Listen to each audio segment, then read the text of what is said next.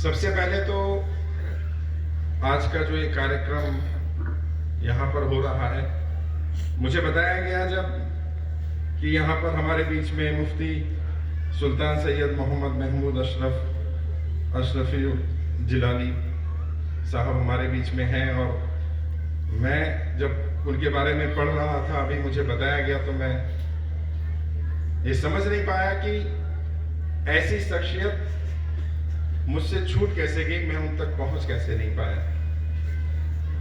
लेकिन कहते हैं ना, इंसान कुछ भी कर ले, कितनी ही कोशिश कर ले, जब तक ऊपर वाले की तरफ से इशारा ना हो, बुलावा ना हो, तो काम होते नहीं।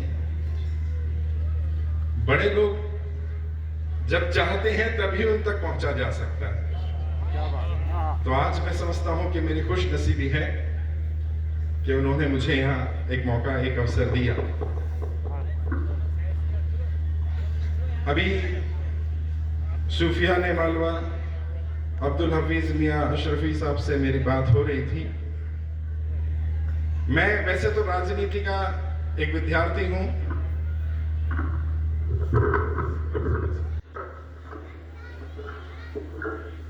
और ये राजनीति का मंच नहीं है, सामाजिक मंच है, सबको एक साथ जोड़ने का मंच है। मैं पूरे देश में एक मुहिम चला रहा हूं, इसका नाम है भारतीयता की मुहिम। और मेरा मानना यह है कि जब तक हम जाति, धर्म, भाषा, क्षेत्र और लिंग के भेदभाव को नहीं मिटाएंगे, तब तक समाज में कोई बड़ा बदलाव नहीं हो सकता। समस्या यह है कि जो लोग देश को तोड़ने का काम कर रहे हैं, वो ताकतें संगठित हैं, वो इकट्ठा हैं, भले वो कम हैं, गिनती में बहुत कम, और हम जो सबसे ज्यादा हैं, 95% से ज्यादा लोग जो इकट्ठे रहना चाहते हैं, जो जाति, धर्म, भाषा, क्षेत्र, लिंग किसी आधार पर भेदभाव नहीं करना चाहते, वो ज्यादा तो हैं लेकिन संगठित नहीं है, जुड़े हुए नहीं।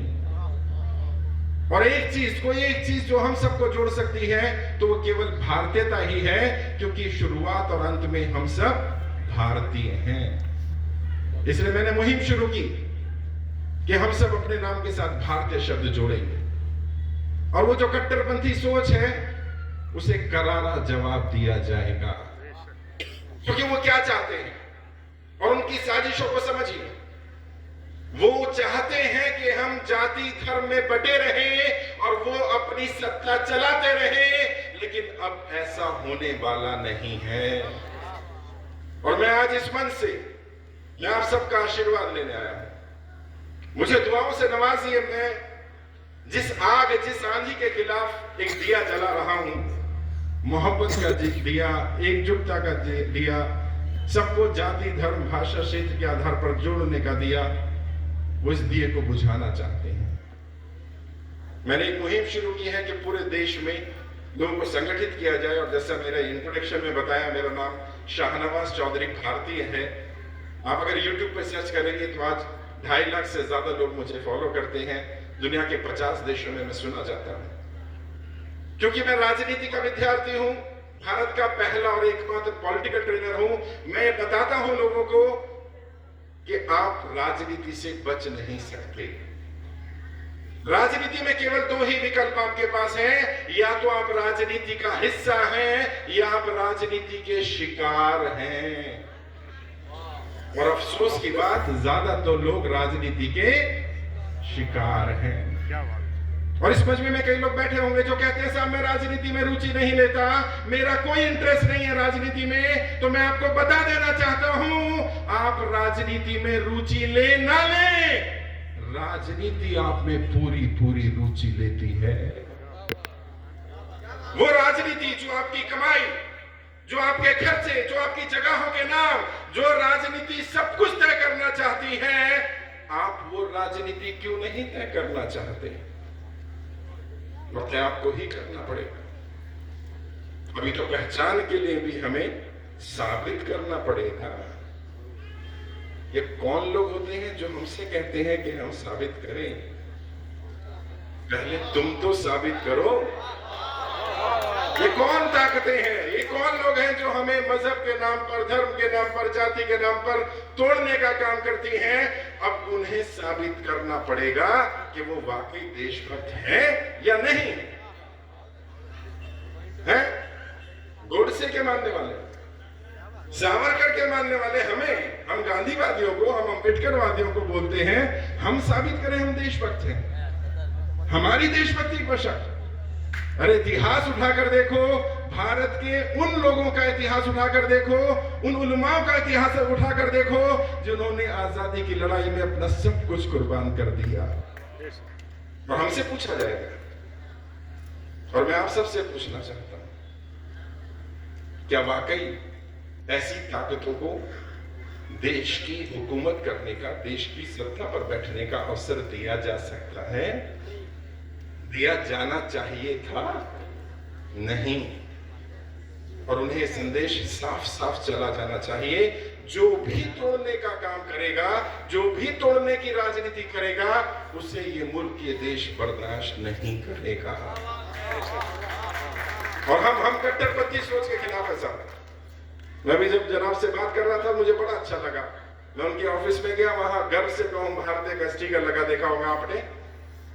मुझे बड़ा अच्छा लगा कि ऐसे लोग जो समाज के, अभी चर्च से पादरी साहब आए हुए थे, अभी मुझे बताया गया अलग अलग धर्म के लोग आए हुए हैं। ऐसे माहौल में जब एक तरफ वो ताकतें हैं जो हमें तोड़ने का, हमें दूर करने का काम कर रही हैं, ऐसे समय में ये मजमा ये संदेश दे रहा है कि तोड़ने वाली ताकतें कितनी ही मजबूत हो जाएं, वो जोड़ने वाली ताकतों से ज्यादा बड़ी नहीं हो सकती। तुम तोड़ने का काम करो, तुम आग लगाने का काम करो, और हम आग बुझाने का काम करेंगे। और ये मत समझना, आप में से जितने लोग भी यहां बैठे हैं, मुझे सुन रहे हैं, मैं एक बात बता देना चाहता हूं, हम कमजोर नहीं हैं, लेकिन हम अपनी ताकत का बेजा इस्तेमाल भी नहीं करेंगे।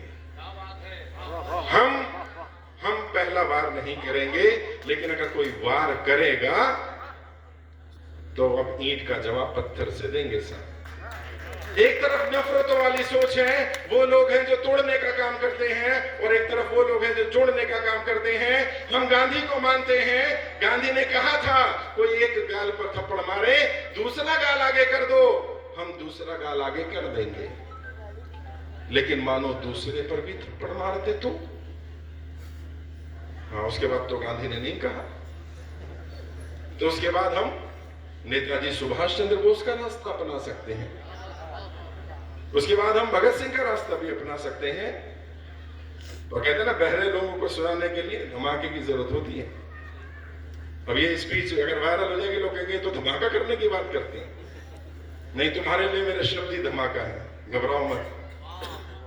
मैं देश के 25 राज्यों में काम कर रहा हूं, और मैं आपको बता देना चाहता हूं, 2024 में सभी 543 सीटों पर एक बड़ा रिवॉल्यूशन खड़ा किया जा रहा है। साधारण लोग इकट्ठे किए जा रहे हैं, वो लोग जो जोड़ेंगे समाज को, जो जाति धर्म भाषा क्षेत्र लिंग के भेदभाव को मिटाएंगे, और उसको मिटाने के लिए जो भी करना पड़े हम करेंगे।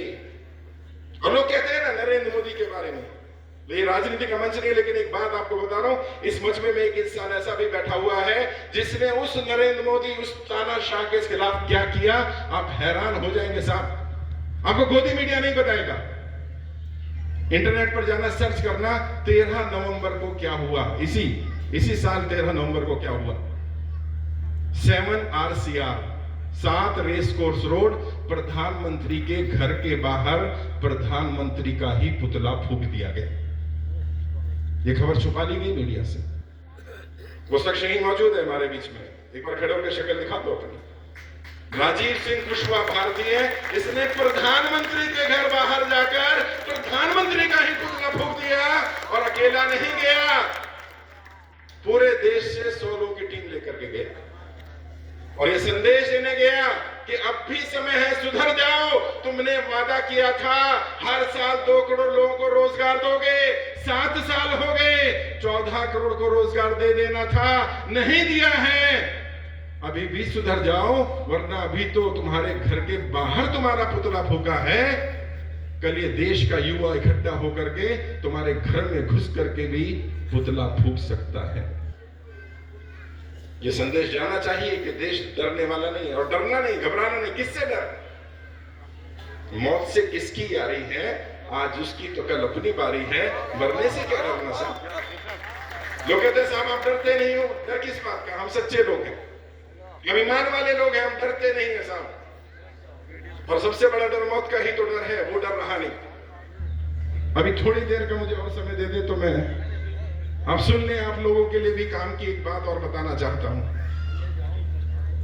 जब देश की आजादी की लड़ाई लड़ी जा रही थी, सच्ची घटना बता रहा हूं दोस्तों, देश आजाद हो गया। देश आजाद होने के बाद सब खुशियां मना रहे हैं। एक पेड़ के नीचे बैठकर एक युवा रो रहा है। सबने उससे पूछा, क्यों भाई तुझे खुशी नहीं मिली, देश आजाद हो गया, सब खुशियां मना रहे हैं, तू रो रहा है। कहते नहीं, मुझे देश के आजाद होने की तो खुशी है, लेकिन मेरा गम दूसरा है, मैं किस लिए रो रहा हूं मैं तुम्हें बताना चाहता हूं। कहते क्या हुआ? कहते जब देश की आजादी की लड़ाई लड़ी जा रही थी, कुछ सिरफिरे लोग मेरे पास भी आए थे, मुझे भी दावत दी थी कि आओ, देश की आजादी की लड़ाई लड़ी जा रही थी, लेकिन मैंने उन पर भरोसा नहीं किया। मुझे लगा अंग्रेजों की सत्ता को ये हटा नहीं सकते, और आज जब देश आजाद हो गया तो मुझे अफसोस होता है कि काश मैं भी उस लड़ाई में शामिल होता। और हम कितने हैं, हमारी ताकत कितनी है, ये अंदाजा इस बात से लगता है कि हम लड़ते किस हिम्मत, किस ताकत से हैं। संख्या बल से नहीं होगा, हमें तय करना होगा।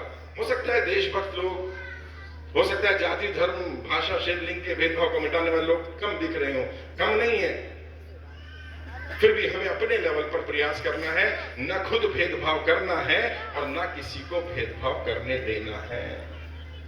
मैंने तय किया अपने घर से, अपने समाज से, मैं कोशिश करूंगा कि जो गलत है उसके खिलाफ बोला जाए, चाहे मेरा भाई ही क्यों ना हो, और जो सही है उसके साथ खड़ा हुआ जाए, चाहे वो गैर ही क्यों ना हो। ना हम अत्याचार करेंगे, ना हम अत्याचार सहेंगे, क्योंकि महात्मा गांधी ने कहा था अत्याचार सहना भी पाप है। ये भी उतना ही बड़ा अपराध है जितना अत्याचार करना है। एक जंगल में आग लग रही थी, सब लोग आग बुझाने के लिए कोशिश कर रहे थे। एक छोटी चिड़िया भी अपनी चोंच में पानी भरकर उस आग को बुझाने की कोशिश कर रही थी। वहीं एक कौवा बैठा था। कौवा कहता है, चिड़िया तेरी चोंच तो इतनी सी है, इसमें इतना सा पानी आएगा, इस चोंच के पानी से जंगल की आग बुझने वाली नहीं है। उस चिड़िया का जवाब सुनना और दाद देना और समझना ये मैं कहां इशारा कर रहा हूं। उस चिड़िया ने कहा कि हाँ, मुझे पता है मेरी चोंच में इतना सा पानी आता है, मुझे पता है इससे जंगल की आग बुझने वाली नहीं है, लेकिन जब इस आग का इतिहास लिखा जाएगा तो मेरा नाम आग लगाने वालों में नहीं, आग बुझाने वालों में लिखा जाएगा। आप कितने हैं ये फर्क नहीं पड़ता, आप कर क्या रहे हैं। और तानाशाह की तानाशाही स्वीकार नहीं है साहब, मर जाना स्वीकार है, तानाशाह की तानाशाही स्वीकार नहीं है। अभी मैं वहां सुन रहा था, कोई साथियों ने किसानों की बात कही, दिल्ली के बॉर्डर पर किसान बैठे थे, मैं भी गया था वहां, हमारी टीम के लोग भी गए थे। एक साल से ज्यादा का समय, 700 किसानों की मौत हो गई और उसके चेहरे पर शिकन तक नहीं आई। और क्या कहते हैं माननीय प्रधानमंत्री जी, वो कहते हैं कुछ किसान हैं जिन्हें हम समझा नहीं पाए। कितने थे? 10 लाख। 10 लाख को कुछ कह रहे हैं। तो मैंने प्रधानमंत्री से एक सवाल किया, मैंने प्रधानमंत्री जी 10 लाख किसान 80 करोड़ किसानों का प्रतिनिधित्व नहीं कर सकते, आप ऐसा कह रहे हैं, और आप जो संसद भवन में 543 लोग बैठे हैं वो 135 करोड़ का प्रतिनिधित्व कर सकते हैं, ये कौन सा गणित है भैया? सवाल करिए, लॉजिकल सवाल करिए, क्योंकि जो भक्त हैं, अंध भक्त हैं, उनके दिमाग में तो गोबर भरा है। एक नेता ने तो कहा था कि जितना कीचड़ होगा उतना कमल खिलेगा, तो कीचड़ ही फैलाते रहते। उनके पास लॉजिक नहीं है। लॉजिकल बात करिए और वो भाग खड़े होंगे। उनसे रोजगार की बात करिए, उनसे व्यापार की बात करिए, वो जवाब नहीं देंगे। क्यों? क्योंकि सच्चाई ये है कि उन्हें भी पता है उनसे गलती हुई, उनसे भूल हुई, उनसे चूक हुई, लेकिन देश का युवा 2024 में गलती नहीं करेगा। और उसको समझना पड़ेगा कि हमें अपना मुस्तकबिल खुद तय करना है, हमें अपना भविष्य बनाना है, और भविष्य राजनीति से भागकर नहीं बन सकता। राजनीति में हिस्सा लीजिए, पार्टिसिपेट करिए, किसी भी स्तर पर करिए। ग्राम स्तर पर है, ग्राम स्तर पर चुनाव लड़िए, जहां जा सकते हो वहां पार्टिसिपेट करिए। राजनीति में और कोई कहता हो कि आप राजनीति करते हैं तो उसको बोलिए, उससे पूछिए कि राजनीति कहां नहीं है। जब एक बच्चा पैदा होता है ना, तो पैदा होते ही राजनीति शुरू। कैसे? अगर राजनीति सही हो तो उसका जन्म ऐसे हॉस्पिटल में होना चाहिए जहां उसे सारी सुविधाएं मिले, पैसा ना लगे। क्योंकि राजनीति खराब है तो प्राइवेट हॉस्पिटल जाना पड़ता है, सिजेरियन करना पड़ता है। पहले दिन से राजनीति शुरू हो जाती है। और मैं कहता हूं, राजनेता और राजनीति को गाली मत दो, राजनेता और राजनीति को गाली मत दो। अगर हिम्मत है तो उसे बदलो, वरना चुपचाप स्वीकार करो। क्योंकि अब्राहम लिंकन ने कहा था, जनता को नेता वैसे ही मिलते हैं जैसी जनता होती है। अगर आज नेता खराब है तो सारा देश नेता का नहीं है, इसमें जनता का भी दोष है। हमें अपनी जिम्मेदारी समझनी पड़ेगी। केवल किसी व्यक्ति को इसलिए चुन लेना कि वो हमारे मजहब का है, हमारी जाति, हमारे धर्म का है, इससे काम नहीं चलेगा। हमें भी ऊपर उठना पड़ेगा, हमें भी देश हित सबसे पहले। और मैं अपनी टीम के लोगों को बोलता हूं, जब भी तुम्हारा निजी हित राष्ट्र हित से टकराए, अपने निजी हित का त्याग कर देना। देश सबसे पहले है। देश है तो हम हैं, अगर देश नहीं है तो हम भी नहीं। हमारी पहचान तो देश से ही है।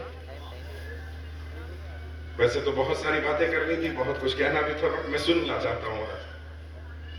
आज मैं ऐसे लोगों की सरपरस्ती में हूं जो खुशनसीब लोगों को वो मौका मिलता है। और मेरा तो नाम ही शाहनवाज है। उस शाह ने नवाज दिया, शाह तो एक ही है हम सबका। और मुझे पता चला आला हज़रत के बेटे का नाम भी शाहनवाज ही है, तो मुझे और खुशी हुई। 4 लाइनें कहकर अपनी बात खत्म करूंगा और ये संदेश आप घर लेकर जाएंगे, मैं ऐसी उम्मीद करता हूं। जो मैं मानता हूं मेरी सोच है, बैसाखियों पर चलकर भी महान क्यों है?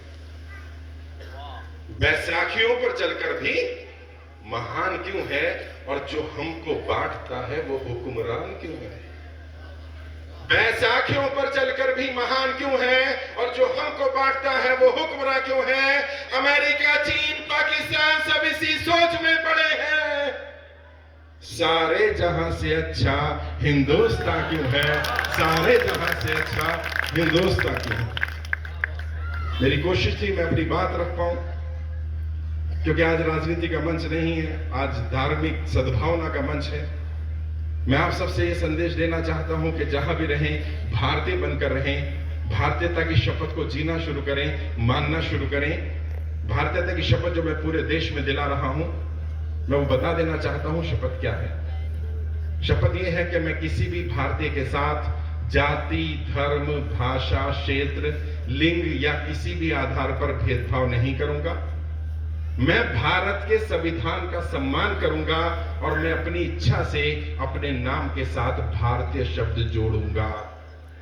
मैं आप सबसे गुजारिश करता हूं कि आप सब लोग कुछ ना करें, अपना सरनेम जो लिखते रहें, केवल सबको बताना शुरू करें, अपने नाम के साथ भारतीय जोड़ना शुरू करें।